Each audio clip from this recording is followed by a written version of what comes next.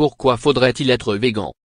Le véganisme, à la fois pratique alimentaire excluant la consommation de produits d'origine animale et mouvement de défense des animaux qui connaît un développement important en France, commence à être remis en cause. Le Monde a proposé à l'une des signataires de cet article, la sociologue Jocelyne Porcher, autre de Vivre avec les animaux, une utopie pour le XXIe siècle, La Découverte, 2011, d'échanger avec le journaliste Aymeric Caron, figure du mouvement antispéciste en France et auteur de l'ouvrage antispéciste, Don Quichotte, 2016. Madame Porcher, vous dénoncez les arguments avancés par le mouvement végan. Pouvez-vous nous dire pourquoi vous estimez que les végans sont dans l'erreur? Jocelyne Porcher. Les végans font fausse route parce qu'ils méconnaissent la manière dont ont émergé les relations de domestication.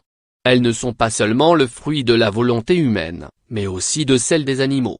La plupart des espèces domestiques sont des proies et elles ont, dans la nature, une espérance de vie assez courte.